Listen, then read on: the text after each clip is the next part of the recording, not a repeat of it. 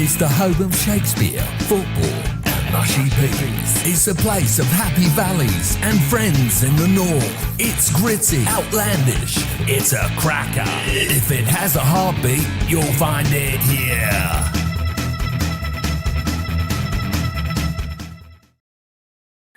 What's going on? So, a bit of an unscheduled stream, but I've just seen a couple of reviews of the Blake 7 Blu Ray box set.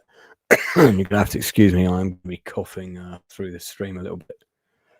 And they both had some inaccuracies in them, so I thought I have it. Here it is. The Blu Ray Season 1 of Blake 7. It comes with a nice little special booklet. And we also have this, which has an alternative cover. So we'll just deal with the physicals first. This is all 13 episodes of Season 1, which kind of takes us up to the capturing of ORAC, the computer system.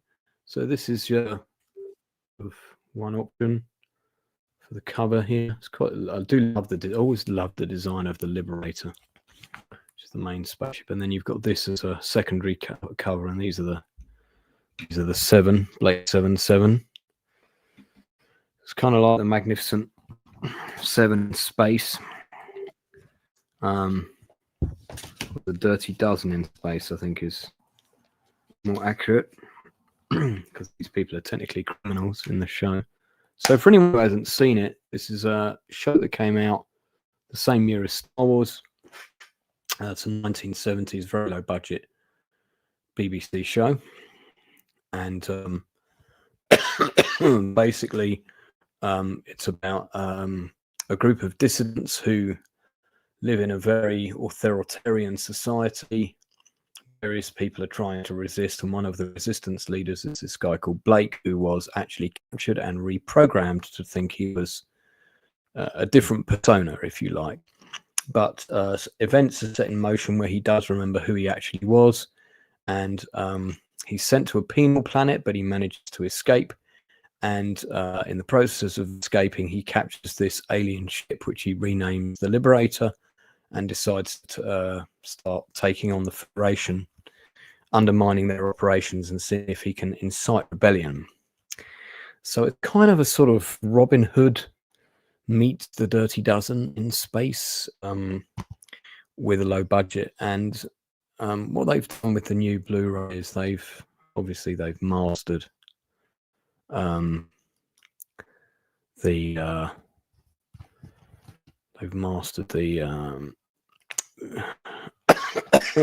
episodes from all the best sources available. Excuse me. Let me have some water here. Oh dear, that's better. And what the other thing they're doing is they're updating the effects. Now, some people describe these effects as CGI. CGI stands for computer graphic imagery, or computer graphic imaging. So that would include the sorts of things you see in Avatar and films of that nature. And then you have practical effects, which are more physical effects. Makeup, for example, is a practical effect. Miniatures are practical. And the chip work for the original series, most of it a combination of miniatures. So what they've done is they've actually updated some of the miniature shots with better miniatures, including the Federation pursuit ships, which have now got bigger and nicer models so that they can be photographed from different angles. And in the course of that, what they've done is they've reshot the battle scenes for the space combat sequences. And those sequences are actually really good. I was very impressed with those. In the booklet, which comes with it here, this is the booklet. There's some blurb about the show. You can see the planet of the city, or the model. Sorry, the miniature model. So I'm going to let you know the extras. Let's go through the extras that are available in this. So Yeah. And I'm going to put a picture up. This is currently available on Amazon, incidentally. So if you want to buy it, you can. It's £40. It's pretty pricey, especially when most diehard Blake Seven fans will already have this. And of course, the big question is it worth the cost? Is it worth paying the 40 extra quid? Well, in addition to, now don't forget, all the other thing to say is that all of these modern effect shots are optional, so you can turn them on or turn them off. You can watch the show completely as it was. Everything's been restored from the best negatives available. Right, so on disc 1 you've got the first 2 episodes, The Way Back and Spacefall, special features. So you've got optional updated effects. You've got an audio commentary with Sally Nivette and Michael Keaton and producer David Maloney. So that's 2 of the surviving cast members. I think they're the only 2 surviving cast members of the initial season. Oh no, Jan Chappell's alive. And then we have some footage from a convention with Sally and Jan Chappell talking. Character introductions. There's a costume featurette. Model maker Matt Irvin appears on Swap Shop in 1978. Model film rushes. Some HD photos and stuff like that. DVD Easter eggs. Okay. And then Disc 2, Episode 3, Cygnus Alpha, Episode 4, Time Squad. Again, optional updated visual effects. You've got Sally Nivette in conversation with Matthew Sweet. Character introduction. Horizon convention footage. So this was, I think, a convention in 1998 where Gareth Thomas, Sally, David Jackson, Peter Tudman were all still alive at that point. Disc 3, we have The Webb, Episode 5. Episode 6, Seek, Locate, Destroy, which is one of my favourite episodes. Great updated space battle for that episode. And then the special features are an audio commentary with Michael Keating, Jacqueline Pearce and Stephen Grief, the latter 2 of whom are sadly no longer with us. Jacqueline Pearce was a friend of mine as well. There's a Stephen Grief tribute, and then there's more Horizon convention footage with Gareth Thomas, Keating, Peter Tudman and Stephen Grief. Just go to the page. Disc 4 is Mission to Destiny and Jewel. Jewel's another great episode. But Jewel's the one with the space combat sequence. That's the one I like. Blue Peter episode, Learn How to Make Your Own Teleport Bracelet. Oh, God, I remember that. Horizon convention footage, 2 other panels. Those are the special features on Disc 4, Disc 5. Episode 9, Project Avalon. Episode 10, Breakdown. And you've got optional updated effects. Michael E. Bryant in conversations as the director. There's an audio commentary with Jacqueline Pearce, Stephen Grief, and Sally Givnett. Disc 6 is episode 11, which is Bounty. Episode 12, which is Deliverance. And episode 13, which is Aurak. And then the special features are the making of Blake 7. There's some deleted scenes, outtakes, studio footage, and a season 2 trailer. And a DVD intro, specific animation sequence commissioned for the original DVD release of the series. Okay. So those are the extras that you get on. So is it worth it? So listen, if you don't have Blake 7 and you've always wanted to own it, absolutely 100% it is worth it, because of course the new effects are entirely optional. You do not have to have the new effects switched on. I like the new effects. I think they're very good. Now somebody complained on another channel that they hadn't updated the CG effect in the episode of Webb. Well, first of all, CG, again, computer graphic effect that they were referring to was not a CG effect. It was a practical effect. It was a puppet combined with a human head in a tank. And that effect is neither here nor there to me personally, but this person had an issue with it. You wouldn't be able to update that shot with a CG template. You'd have to, because of the way that those shots were done, you'd have to completely redo those POVs. So you need to rebuild a set, reconstruct the tank with a studio green screen in it, and then adapt or revisualize the creature. So that's not really very practical to do that. So what they have done is they focused on the model work as and where shoddy. There were also some sort of cut and paste type shots of the Liberator kind of whizzing past, almost like a cardboard cutout in some shots. Those have all been redone. They look much, much, much better. Huge improvement. And yeah, overall, the stuff's great. The show itself, the writing is still pretty good. I mean, Avon gets all the best lines. Really love it. Pathetic Hermit. Hermetic. Been a while. Hope your buddy with a mental health crisis is doing okay. Yeah, they're okay. They're okay. Lance needs another camera for viewing the booklet as he's reading. His hairline is very nice and better than mine.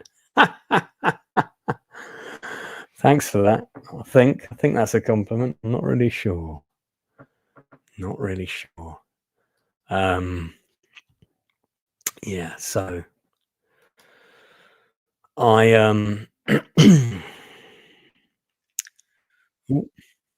I'm sure I'm going to get flagged for the playing of the intro of this, but we'll see.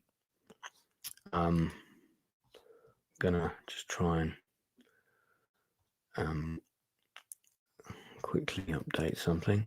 So what else would I say about this? I mean, it's Andrew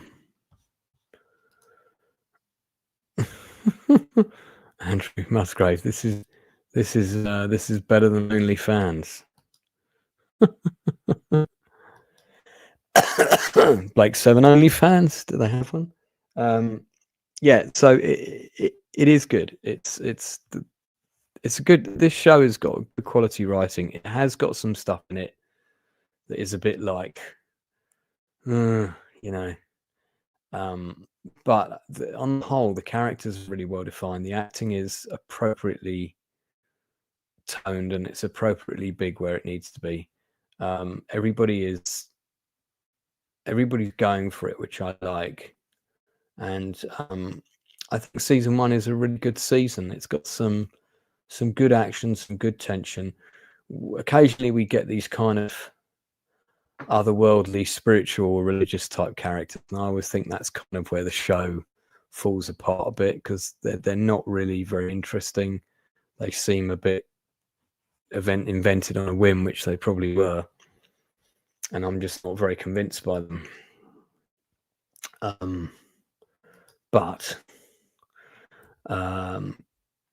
that's a nice shot. There you go. Did I get 6 discs? Yeah, I think I did. Yeah, there's everything that comes with it. Now I've watched it all the way through. What would I give it out of 10? As a package, I think 9 out of 10. The new visual effects are good. The practical effects are all still the same, but there are new practical models in some shots. So some of it's practical, some of the new effects are CG. But yeah, on the whole, looks really good. There is 1 or 2 things that I think maybe could have been slightly better, but it's nice to see things like the pursuit ships actually, docking the Federation space station and stuff like that, which we didn't get before. We actually do see the ships firing at each other properly. There's a really nice nod to Wrath of Khan, which I really wish I could show you. I'd play that clip really quickly, but I don't think I would get away with that. But yeah, is it a must-have if you already have Blake 7? Most of the extras you've probably seen before somewhere else, so it really just depends whether you want a new higher res version of it with the updated special effects. I think the updated special effects are great. I don't have a problem with them at all. One of the things that let Blake 7 down a little bit were the spaceships in the previous shows, and the space battles were always felt very abstract to me. So I would I'd keep an open mind about them until you've seen them. But I certainly thought that they were very good. I really liked them. So so I think that's about it. I probably should get off because I want to rest my voice a little bit, as I've been feeling a bit under the weather. So, but yeah, hopefully this has helped people a little bit in terms of what's in it and all the rest of it. If you are a regular subscriber to the channel, don't forget I have the Godfather of British Comics, Pat Mills, coming in tomorrow. So that's going to be really good. Can't wait to get them on. All right. That's it from me. So that's another one from the best of British. This definitely is one of the best British sci-fi shows ever made, because the story is really good. And I just think the story still holds up well today. And I think the special effects will help it have a slightly longer shelf life, shall we say. So, yeah. So long may that continue. All right. Just check out the comments quickly. I am closing in on 5K. Oh, I haven't checked actually. Shall we have a quick look? See what I haven't checked for a couple of days. Last time I checked, I think I was 300 away from 5K. That number now is, drum roll please. Oh, it's 288 to go until we hit 5K. So good stuff. All right, yeah. Yeah, it's worth checking out. It's worth checking out. It's a good little show. It's the story that makes it good. It is a bit dated. It is a bit dated, even with the new bits and pieces. It is a little bit dated. So just do be aware of that. All right, no worries, guys. We'll catch up again soon. I'll see you tomorrow at whatever time the Pat Mills interview is. I think it's either at 7 or 8 o'clock. I think it might be 7, or is it 6? Might be 6. It's early. It's early evening, because I know that they're a few hours ahead. So we've got to go early evening. All right, until then.